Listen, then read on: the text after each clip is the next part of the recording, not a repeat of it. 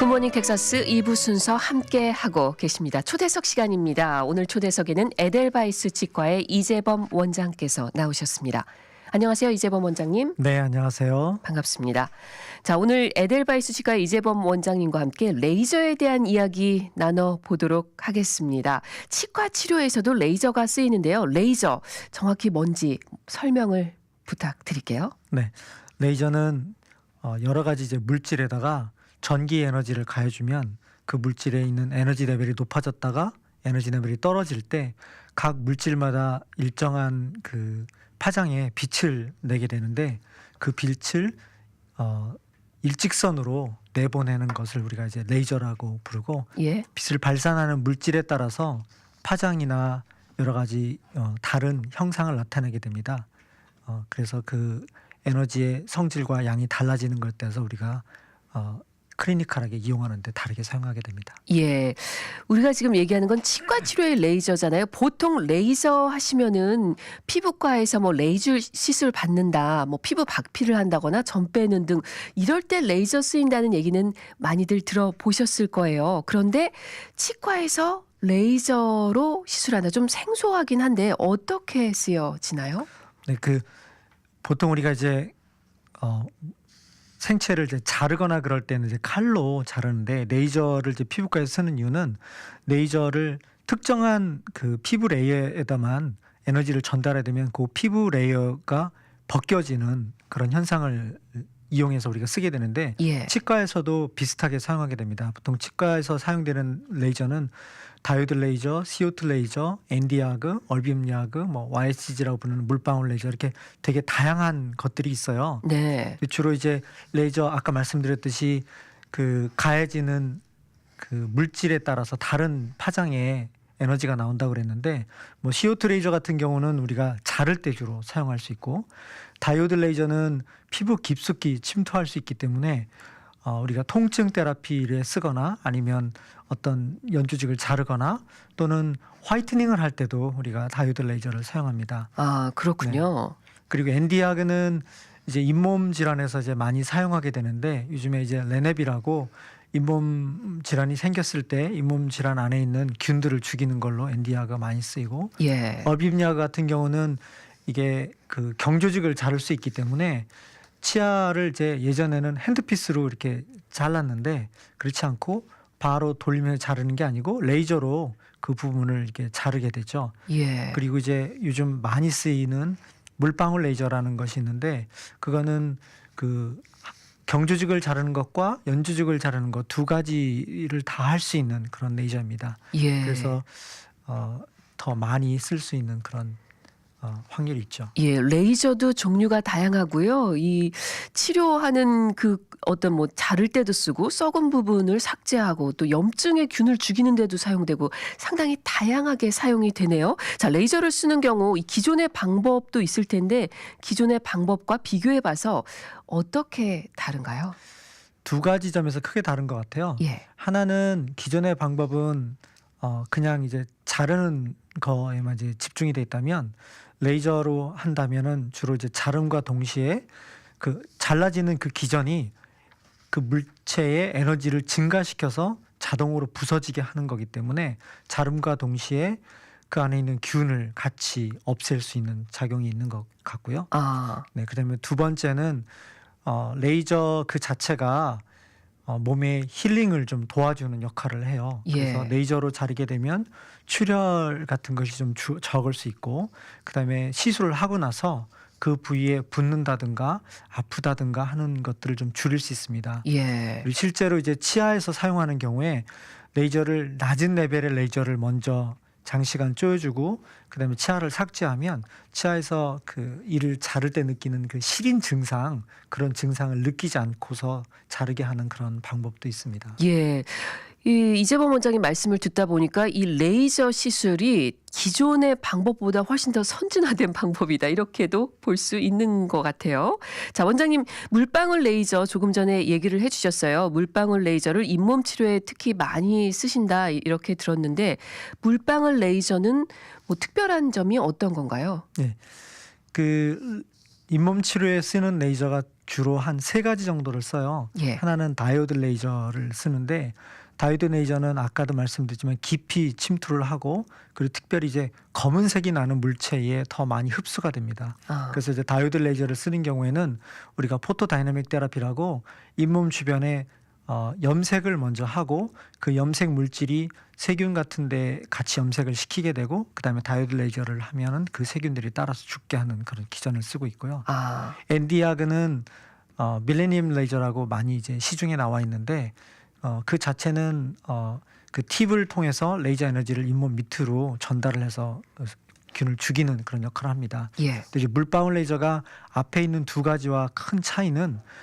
레이저 에너지를 전달할 때 물방울에다가 에너지를 전달을 시켜서 그 물방울이 속에서 터져서 그 터지는 폭발에 의해서 균들을 죽이는 그런 역할을 해요. 그러므로 인해서 온도를 증가시키지 않을 수 있고 왜냐하면 기존에 있는 레이저들은 주로 이제 고온으로 인해서 그 균들을 죽이거나 태워버리는 역할을 하는데 네. 물방울 레이저는 그거하고는 달리 온도를 증가시키지 않고 균을 죽이는 역할을 합니다. 그리고 이것이 이제 아까도 말씀드렸지 단단한 조직과 잇몸 조직을 둘 다를 자를 수 있는 역할을 할 수 있어요. 그래서 우리가 에너지를 설정하는 거에 따라서 잇몸 속에 들어있는 균들을 죽일 수도 있고 예. 또는 치아에 붙어있는 치석들 속에 있는 균들을 죽이고 그것들을 치석을 같이 제거하는 그런 역할을 해줄 수도 있습니다. 그렇군요. 또 다양한 역할을 하고 있는 물방울 레이저, 이 엔디아그나 다이오드 레이저보다 조금 더 뭐랄까 이제 부작용도 덜하고 좀 더 다양한 역할을 하는 것 같은데 물방울 레이저로 모든 시술을 다 하진 않을 것 같아요. 어느 시술에 좀 주요 사용하실 텐데 어떤 경우에 주로 물방울 레이저를 사용하시나요? 개인적으로는 제일 많이 사용하는 거는 이제 애들 같은 경우 그 이제 되게 두려워하는 애들을 우리가 치아 썩은 부분을 제거할 때 제 딸내미 할 때 많이 사용하는데 예, 그러면 아이들 덜 아픈가요? 덜 아프기도 하고 일단은 소리 자체가 이렇게 핸드피스가 들어가면 윙 소리가 나는데 얘는 예. 그냥 좀 조용히 그냥 하는 그냥 허밍 사운드 정도밖에 나지 않고 그다음에 예. 이렇게 달려서 돌아가는 게 없으니까 애들이 무서워하지 않아요. 그렇죠. 아이들 치과 공포증 많이들 있는데 이런 물방울 레이저로 충치 치료할 때 좋을 수 네네. 있겠네요. 네. 그리고 이제 잇몸 치료를 할 때 보통은 우리가 기존에 있는 잇몸 치료 방법은 뭐 디클리닝을 하거나 뭐 할 때 그냥 우리 샤프한 인스트루먼트를 이렇게 긁어내는 역할만을 했어요. 그렇죠. 근데 실제로 이제 긁어내더라도 그 안에 얼마나 균이 남아 있는지 우리가 알 수 있는 방법이 없어요. 예. 근데 이제 레이저로 하게 되면 레이저가 지나간 쪽은 일단은 다 균이 죽었다고 생각할 수 있기 때문에 예. 그 기존에 있는 방법과 더불어서 레이저를 사용하게 되면 결과를 더 좋게 얻을 수 있습니다. 아, 기존의 방법은 진짜 이제 치석 제거하는 건 알겠는데 균이 완전히 사라졌다고 볼 수는 없지만 이 물방울 레이저는 균을 죽이는 역할도 하니까요. 예. 깊이 이제 침투해서 균을 죽이는 역할을 할 수도 있고 예. 또 하나 요즘에는 그 레이저 리페어라고 잇몸에 그 뼈가 파괴된 것이 일정한 부분이 얇게 파괴된 경우에는 이 방법을 사용하면 뼈가 다시 자라오는 그런 효과를 볼 수도 있습니다. 아, 그런가요? 네. 네. 자, 그러면은 전반적으로 염증 치료에 이 물방울 레이저가 효과적으로 쓰인다. 그렇게 볼 수 있는 건가요?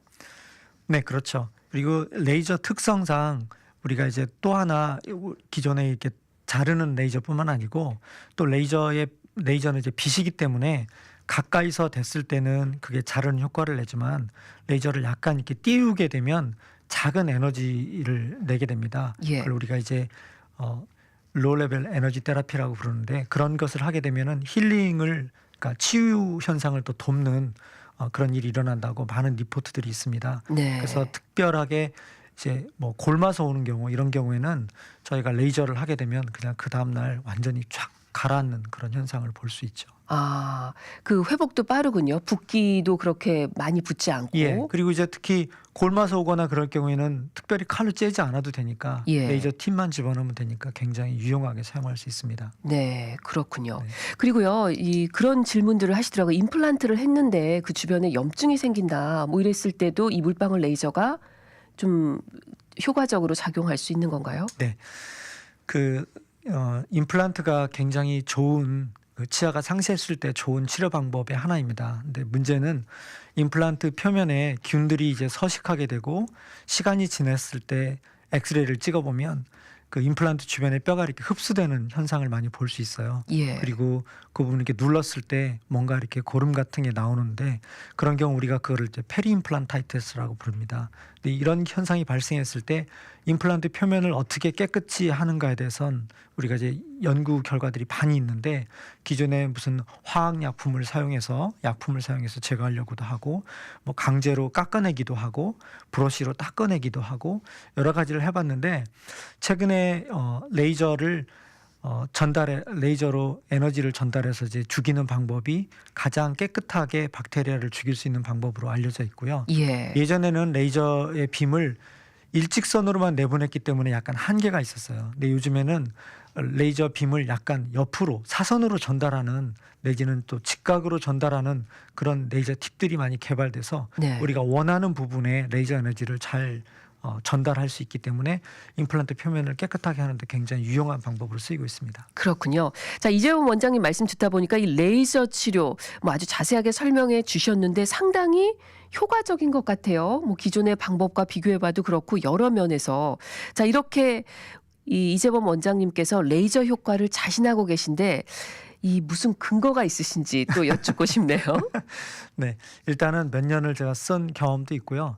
그리고 이제 제가 학교에 있을 때 그 레이저를 가지고 임플란트 표면을 균을 증식을 시킨 후에 그 레이저로 임플란트 표면을 깨끗하게 하는 그런 실험을 했습니다. 그래서 예. 그것이 이번에 올해 미국 치주학회지에 이제 발표될 예정인데 아. 이미 억셉트 돼 있고 지금 퍼블리케이션만 앞두고 있습니다. 그래서 그걸 해보니까 레이저를 물방울하고 같이 사용해서 레이저 에너지를 쏘여주니까 표면에 남아있는 균들이 거의 없어지거나 또는 표면에 남아있는 균이 남아있다 하더라도 죽은 상태로, 그러니까 저희가 그거를 죽은 건지 사른 건지 알아보는 그런 염색으로 해서 알아봤는데 예. 죽은 박테리아가 더 훨씬 많은 것으로 봐서 물방울 레이저 그 자체로서 임플란트 표면을 깨끗하게 하는데 굉장히 좋은 방법이라고 사료되고 앞으로도 다른 많은 치주과 선생님들도 그거를 좀 참조하실 것 같습니다. 예, 그렇군요. 자, 오늘 에델바이스 치과 이재범 원장님과 레이저 치료에 대해서 자세히 알아봤는데요.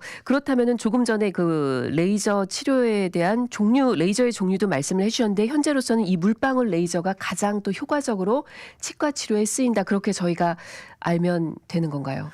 치과 치료라고 말하면 좀 방대하니까요. 예, 이렇게 나눠 생각하시면 됩니다. 뭐 자를 때는 뭐 여러 가지를 쓰실 수 있지만 균을 제거하고 잇몸 주변에 있는 염증을 제거하는데 물방울 레이저가 효과적이고 그 이유는 온도를 증가시키지 않는 것도 또한 중요합니다. 왜냐하면 기존에 있는 다른 레이저를 사용할 경우에는 균을 제거할 수는 있지만 온도를 증가시키다 보면 주변에 있는 뼈가 타거나 그렇게 되면은 그게 재생될 확률이 줄어들기 때문에 예. 물방울 레이저가 그런 면에서는 안전한 것 같고요. 그다음에 이제 치아를 미백하거나 통증이 있거나 할 때는 다이오드 레이저를 쓰시는 것이 좋은 방법이라고 하겠습니다. 예, 그렇군요. 자, 오늘 에델바이스 치과 이재범 원장님과 함께 치과 치료에서 쓰이는 레이저의 치료에 대해서 자세하게 알아봤습니다. 오늘 유익한 말씀 고맙습니다. 네, 감사합니다. 지금까지 에델바이스 치과의 이재범 원장과 함께했습니다.